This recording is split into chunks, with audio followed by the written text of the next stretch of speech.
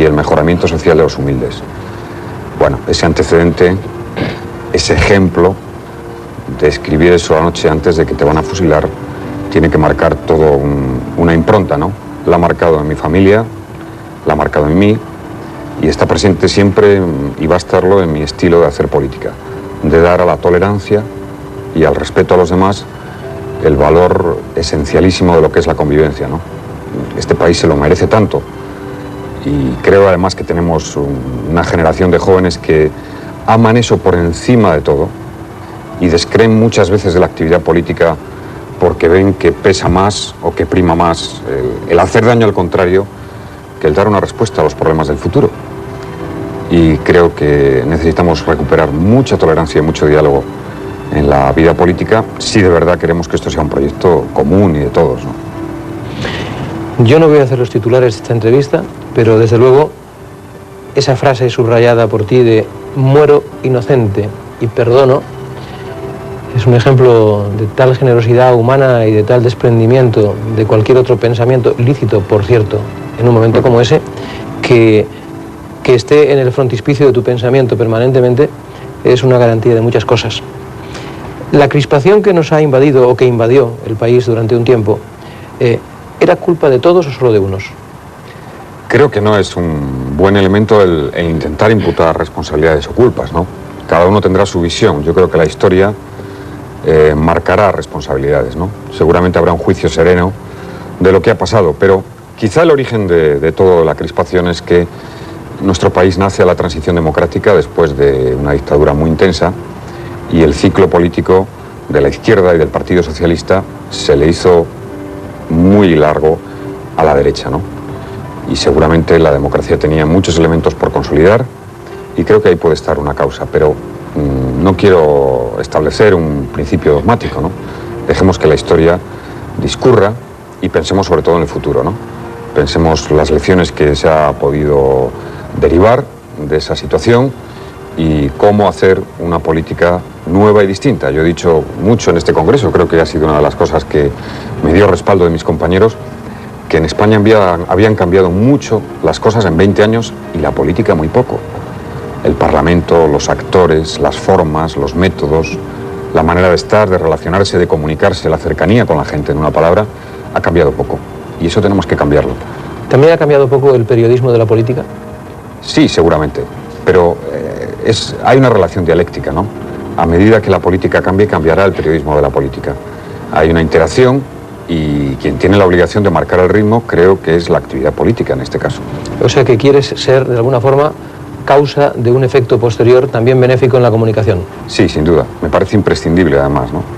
Eso tendría mucho que ver con lo que son las relaciones de poder en estos momentos en este país, pero al final quien lo va a marcar será la ciudadanía, porque el pueblo español ha demostrado una inteligencia política a la hora de tener que tomar sus decisiones trascendentales desde que le han dejado notoria, ¿no?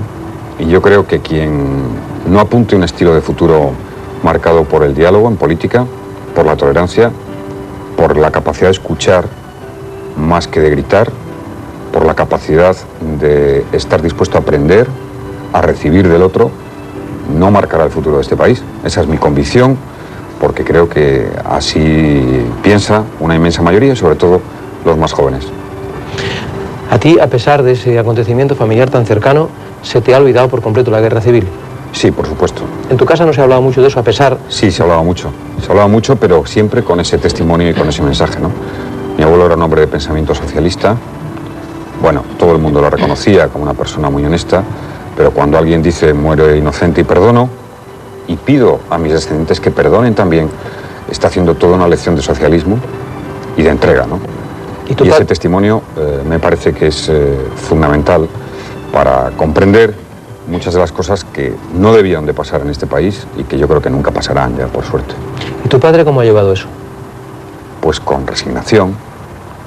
Ha vivido con una cierta amargura, tenía 9 años cuando pasó, mi abuelo tenía 42, mi abuela estuvo 5 años llorando en su casa sin salir, con amargura, pero ha vivido, ha pensado siempre que había un futuro, que podía ser mejor y ha trabajado mucho para que eso fuera así y creo que como a él y a otros muchos muchos de los ideales que estaban latentes en muchos españoles se han ido cumpliendo y todavía quedan muchos más por realizar, ¿no?